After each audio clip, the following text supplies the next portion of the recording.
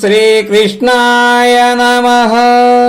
చైతన్య మహాభారతము రెండవ పర్వము సభా పర్వము రాజసూయము.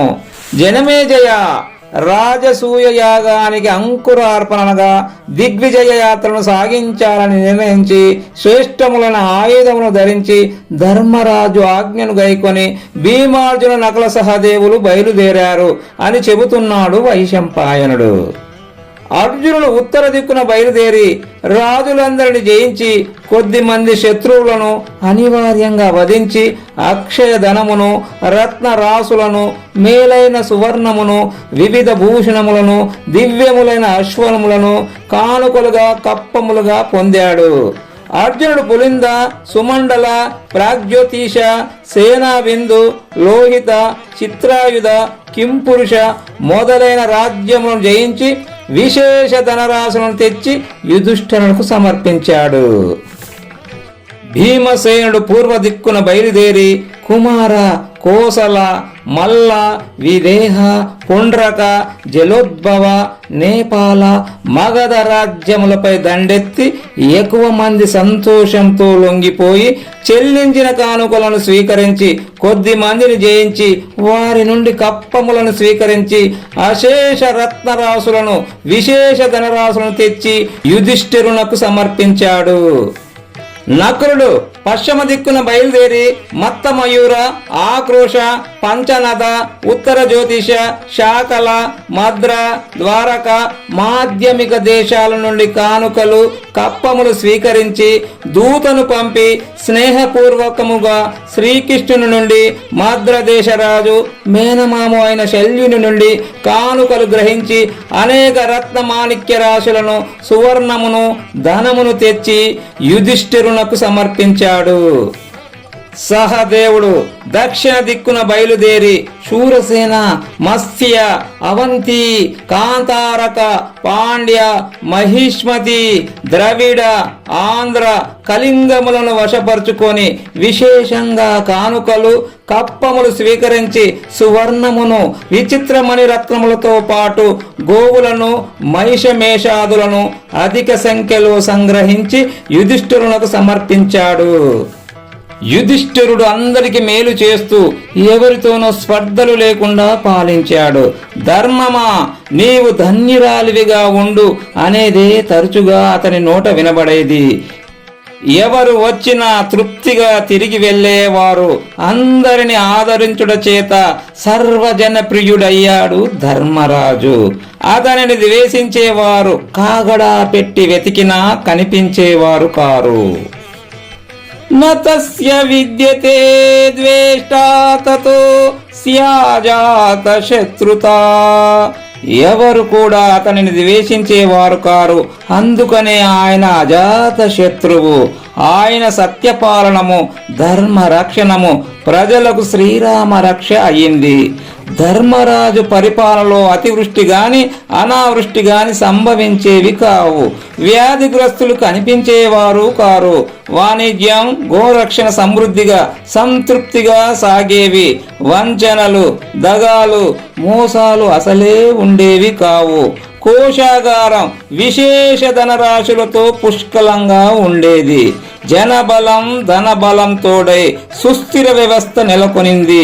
ఇక యాగదీక్షకు సిద్ధపడ్డాడు యుధిష్ఠిరుడు. శ్రీకృష్ణుడు అక్షయధన రాశులను, మహాసాగరమును బోలు రత్నరాశులను కానుకలుగా తీసుకొని ఇంద్రప్రస్థం చేరాడు. శ్రీకృష్ణుని రాకతో పాండవులు పరమానందాన్ని పొందారు. నగర ప్రజలందరూ హర్షోల్లాసములతో తృప్తి చెందారు. యజ్ఞదీక్షను గ్రహించుటకు ధర్మరాజు శ్రీకృష్ణుని ఆజ్ఞను పొందాడు. అనేక మంది ఋత్విక్కులను వెంటబెట్టుకొని వ్యాస మహర్షి అరుదించాడు. రాజసూయ యాగమునందు బ్రహ్మస్థానములో వ్యాసుడే ఉన్నాడు. సుసాముడు సామగానమునకు, యాజ్ఞవల్క్యుడు అధర్వుడుగా, పైలుడు దౌమ్యుడుగా, ఓతలుగా ఉన్నారు. కుశలురైన దూతలు దేశంలో ముఖ్యులందరినీ ఆహ్వానించి తీసుకుని వచ్చారు. నకులుడు స్వయంగా హస్తినాపురానికి వెళ్లి భీష్మాదులను గురుశ్రేష్ఠులను సత్కారపూర్వకంగా ఆహ్వానించాడు. రాజసూయ యజ్ఞానికి ధృతరాష్ట్రుడు, భీష్ముడు, విదురుడు, దుర్యోధనాదులు, గాంధార రాజు సుబలుడు, అతని పుత్రుడు శకుని, కృపాచార్యుడు, ద్రోణాచార్యుడు, అశ్వత్థామ, జయద్రథుడు, ద్రుపదుడు, ద్రుపద పుత్రులు, శల్యుడు, భూరిశ్రవుడు, విరాటరాజు, వీరితో పాటు అనేక దేశం నుండి రాజులు, ప్రభులు, విశేష సంఖ్యలో విచ్చేశారు. వీరిలో శిశుపాలుడు కూడా ఉన్నాడు.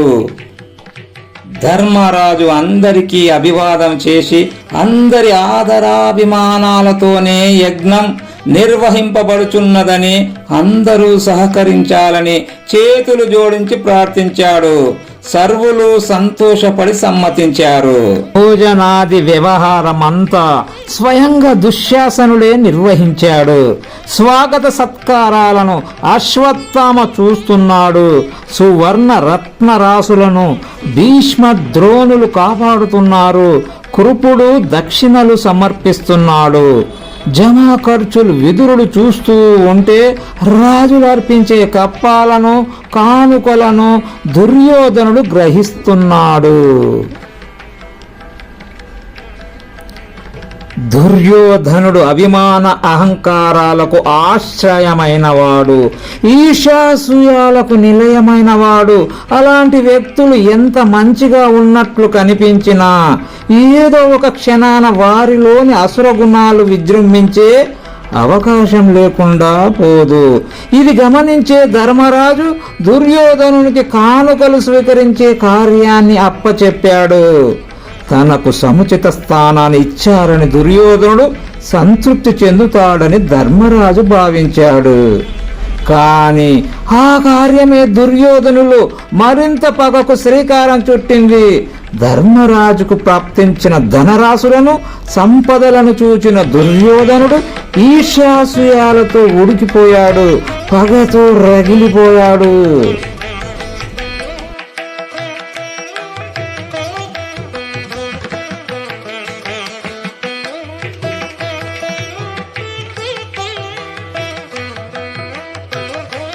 దుర్యోధనుడు దుష్టుడే కాడు, వింత ఆలోచనలు, విచిత్ర పోకడలు గల విడ్డూరమైన వ్యక్తి.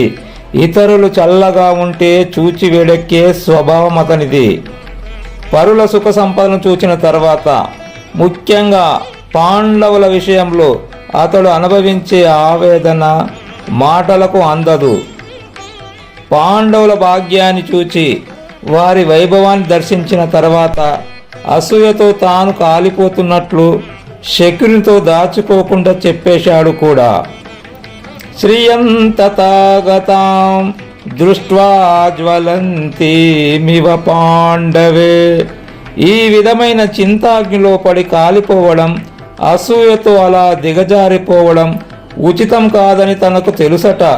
అయినా కాలిపోతూనే ఉన్నాడట. ఇది ఎంత విడ్డూరం! అది కూడా తానే చెప్పుకున్నాడు. అమర్షవశమాపన్నో దయ్యామినతోచితః. అసూయ దుర్యోధనలో ఏ స్థాయికి చేరిందంటే, పాండవుల ఐశ్వర్యం ఇలాగే ఉంటే తన దేహంలో ప్రాణాలు కూడా నిలిచే స్థితిలో లేవు అంటున్నాడు. అగ్నిలా పడిపోతానంటున్నాడు. వైన్యమేవా ప్రవేక్ష్యామి, విషం తిని మరణిస్తానంటాడు. భక్షయిష్యామి వా విషం, చివరగా బ్రతకడం తన చేత కాదని చెప్పేశాడు. నహి శక్ష్యామి జీవితం. ఈ సందర్భంలో ఒక్క విషయాన్ని జాగ్రత్తగా మనం అర్థం చేసుకొని బుద్ధికి పట్టించుకోవాలి. ప్రారబ్ధాలతో ప్రాకుతున్న మానవ బ్రతుకులలో ఎవరికి ఏదైనా లభించవచ్చు. ఊహించనివి ఊడిపడవచ్చు. ఉండాలి అనుకున్నవి ఉడాయించను వచ్చు. ఇవి ఎందుకు అలా జరుగుతున్నాయి అని ప్రశ్నించి సాధించేది ఉండదు. అలా జరగడం వెనుక ధర్మాలున్నాయి, నియతి ఉంది అనేది శ్రమించి అర్థం చేసుకోవలసిన విషయం. అందరికీ కష్టాలున్నాయి, బాధలే లేని బ్రతుకులు ఉండవు ఈ ప్రపంచంలో. ఎక్కడ చూసినా ఇక్కట్లు కన్నీళ్ళే కనిపిస్తాయి. ఎవరు సుఖంగా ఉన్నా అరుదైన ఆ దృశ్యాన్ని చూచి ఆనందించే స్థాయికి మనిషి ఎదగాలి. అదే జరిగితే ఆ తరువాత ఇతరులలో మనం చూచిన సుఖ సంతోషాలే మన బ్రతుకులలో అనుభూతులుగా మిగిలిపోతాయి. అందుకనే మన ఆర్ష ధర్మంలో సర్వులు సుఖంగా ఉండాలి, సర్వేపి సుఖనః సంతు అని స్వస్తి పలుకుతాం. అంతటితో మన పూర్వీకులు ఆగలేదు. అందరికీ సుఖాలుండాలే గాని శోకాలు ఎవ్వరికీ ఉండకూడదని కూడా ప్రార్థించారు. మా కచ్చిత్ దుఃఖ భాగ్వేత్. పరుల సుఖాన్ని దర్శించి సుఖించడం, పరుల దుఃఖాన్ని చూచి బాధపడడం మానవ జన్మనెత్తినందుకు సహజ స్వభావంగా ఉండాలి. కానీ ఈ విషయంలో దుర్యోధనుల ఆలోచన విధానం మరో విధంగా ఉంది. పరుల ఔన్నత్యాన్ని, తన ధైర్యాన్ని చూచి సహించగలవాడు ఈ లోకంలో ఎవడున్నాడు అని విపరీతంగా వికృతంగా ప్రశ్నించాడు. కోయి నామ పునాన్ లోకే మర్షయిష్యతి సత్వవాన్ సపత్నాన్ వృద్ధ్యతో దృష్ట్వా ఈనమాత్మనమేవ చ. అలా ఎవడన్నా ఉంటే వాడు నీచుడే ఉంటాడని నిర్వచనం కూడా చేశాడు. ఇవన్నీ వికృత ప్రవర్తనలు, వినాశానికి దారితీసే అక్రమ ఆలోచనలు. భయంకరమైన వ్రణాన్ని కడుపులో పెట్టుకున్న మనిషి సుఖంగా జీవించలేడు అనేది అందరికీ తెలుసు. కానీ మనస్సులోని అసూయ అంతకన్నా దారుణమైనది అని అర్థం చేసుకోవాలి. కట్టెలోని అగ్ని కట్టెనే కాల్చేసినట్లు మనస్సులోని అసూయ మనిషినే దగ్ధం చేస్తుంది. ఈ సందర్భంలో మరొక కాల్పనిక విషయాన్ని ప్రస్తావించడం కూడా అవసరం. దుర్యోధని చేతిలో అదేదో సంపద రేఖ ఉందని దానిని దృష్టిలో ఉంచుకునే ధర్మరాజు దుర్యోధనునికి కానుకలు కప్పాలు స్వీకరించే బాధ్యతను అప్పగించాడని కొందరు వ్యాఖ్యానిస్తూ ఉంటారు. అదంతా వారి కపోల కల్పితం. అలాంటి విషయం మహాభారతంలో ఎక్కడా కనిపించదు. ఇంతెందుకు, దుర్యోధని మానసిక దౌర్బల్యం ఎలా ఉందో ఇప్పుడు మీరే చూశారు కదా. దౌర్భాగ్యాలు గల దుష్టుని హస్తంలో అదృష్ట రేఖలు ఉంటాయా? పైగా పాండవులు త్యాగధనులు, ధర్మస్పృహ గలవారు, మహోన్నతమైన ఆశయంతో రాజసూయాన్ని నిర్వహిస్తున్నారే గాని తుచ్చమైన ధనాశతో కాదు. రాజసూయ యాగ సమయంలో భూపతులందరూ ప్రేమతో సమర్పించిన అక్షయధనాన్ని అదే పనిగా నిరంతరం ధర్మరాజు దానం చేశాడు కూడా. ప్రదదౌ తత్ర సతతం ధర్మరాజో యుధిష్ఠిరః యాని తత్ర మహీపేభ్యో లబ్ధం వాదనముత్తమం తాని రత్నాని సర్వాణి విప్రాని ప్రదదౌ తదా కోటి సహస్రం ప్రదదౌ బ్రహ్మణానాం మహాత్మానాం. ధర్మరాజుకు రాజులు అర్పించిన అమూల్యమైన కానుకల్ని అతడు హర్రులైన వారికి, విప్రవరులకు దానం చేశాడు. 1,000 కోటి సువర్ణ ముద్రికలను దానం చేశాడు. రత్నరాశులను, వస్త్రభూషణాలను దానం చేసి సర్వులను సంతృప్తి పరచాడన్నది మహాభారతం. అలాంటి త్యాగశీలున్న యుధిష్ఠిరుని ధర్మస్పృహ సుస్పష్టంగా గోచరిస్తూ ఉంటే ధనకాంక్షతో దుర్యోధనునికి కానుకలు స్వీకరించే బాధ్యతను ధర్మరాజు అప్పగించాలని చెప్పుకోవడం ఎంత సముచితమో విఘ్నులకే వదిలిపెడుతున్నాను. చరణక్షాళేన కృష్ణో బ్రాహ్మణానాం స్వయం వ్యాభూత్ సర్వలోక సమావృత్తః పిప్రీగః ఫలముత్తమం. సర్వులను సంతృప్తి పరుస్తూ భుజజనుల చరణాలను కడిగితే ఉత్తమ ఫలం లభిస్తుందని తెలిపేందుకే శ్రీకృష్ణుడు తానే స్వయంగా బ్రాహ్మణుల పాదాలు కడుగుతున్నాడు. కాల్చే గుణము అగ్నిదైతే తడిపే గుణము నీటిది. వేడి పుట్టించకుండా అగ్ని, శీతలం లేకుండా జలము ఉండలేవు. సహజ లక్షణాలు అలాగే ఉంటాయి. దుర్యోధను గౌరవించి సముచితమైన గౌరవప్రదమైన కార్యంలో ధర్మరాజు నియమించాడు. ఆ విషయాన్ని దుర్యోధనుడే స్వయంగా తండ్రితో చెప్పుకున్నాడు. జ్యేష్ఠోయమితి మాం మత్వా శ్రేష్ఠచేతి విశాంపతే యుధిష్ఠిరేణ సత్కృత్య ముక్తో రత్న పరిగ్రహే. నాన్న, అన్నదమ్ములందరిలో నేను జ్యేష్ఠుడనని శ్రేష్ఠుడనని ధర్మరాజు భావించాడు. అందుకే రత్నరాశులను స్వీకరించే కార్యానికి నన్ను నియమించాడు అని చెప్పాడు దుర్యోధనుడు. అలాంటప్పుడు పాండవుల విషయంలో ద్వేషం ఎందుకు, అసూయ ఎందుకు? కృతజ్ఞతను ప్రదర్శించడానికి బదులుగా కాఠిన్యాన్ని ప్రదర్శిస్తాడు దుర్యోధనుడు. అది అతనిలో సహజ లక్షణము. శ్రీకృష్ణుడు చూడండి, సాక్షాత్తు పరమేశ్వరుడై ఉండి సర్వులకు పూజనీయుడై ఉండి కూడా రాజసూయానికి వచ్చే శ్రేష్ఠులకు చరణాలు కడిగి ఆహ్వానించే కార్యాన్ని స్వయంగా తానే భుజాలకెత్తుకున్నాడు. సర్వులకు సర్వకాలాలకు ఆదర్శవంతమైన కార్యాన్ని నిర్వర్తించి తృప్తి చెందాడు. నేను శ్రేష్ఠుని కనుక నాకు రత్నరాశులను స్వీకరించే గొప్ప కార్యాన్ని ధర్మరాజు అప్పగించాడని తన శ్రేష్ఠత్వాన్ని తానే ప్రకటించుకున్న దుర్యోధనుడు ప్రవర్తనలో శ్రేష్ఠత్వాన్ని నిరూపించుకోలేకపోయాడు. కానీ శ్రీకృష్ణుడు శ్రేష్ఠత్వం అనేది ఎలా ఉండాలో మాటల్లో కాకుండా చేతల్లో చూపాడు. శ్రేష్ఠుడైన వాడు ఇతరులు అనుకరించడానికి ఆదర్శంగా నిలవాలని గీతలో బోధించాడు, చేసి మరీ చూపించాడు. యద్దాచరతి శ్రేష్ఠః తత్తదేవోతరో జనః సయత్ ప్రణాం కురుతే లోకస్తదనువర్తతే. శ్రేష్ఠుడైన వాడు ఏది ఆచరిస్తాడో ఇతరులు దానిని ఆదర్శంగా గ్రహించి ఆచరిస్తారు. శ్రేష్ఠుడు దేనిని ప్రమాణంగా గ్రహిస్తాడో లోకం దానిని అనుసరిస్తుందని భగవద్గీత కర్మయోగంలో శ్రీ భగవాను వాచ. అందరికీ లోకంలో ధర్మశాస్త్రాలు తెలియవు, ధర్మ సూక్ష్మాలు అర్థం కావు. చదువులేని నిరక్షరాస్యులు కూడా ఉంటారు. విద్య అయితే వారికి లేకపోవచ్చు. పుణ్యప్రాప్తి అవసరం లేదా? మోక్షప్రాప్తి వద్దా? మరి ధర్మాచరణం ఎలా చేస్తారు? ఇక్కడే శ్రేష్ఠులు అనుసరించే మార్గం ఆచరణ సామాన్యులకు ధర్మమై విలసిల్లుతుంది. శ్రేష్ఠుని ఆదర్శంగా తీసుకుని లోకం ప్రవర్తిస్తుంది. సూర్యోదయాన్ని చూచి తూర్పును గుర్తించినట్లు శ్రేష్ఠుని ప్రవర్తనను గమనించి ధర్మాన్ని సామాన్య జనులు గుర్తిస్తారు, తదనుగుణంగా జీవిస్తారు. శ్రేష్ఠుడైన వ్యక్తి పాత్ర సమాజం మీద ఎంత ప్రభావాన్ని చూపుతూ ఉందో దీనిని బట్టి మనం గ్రహించవచ్చు.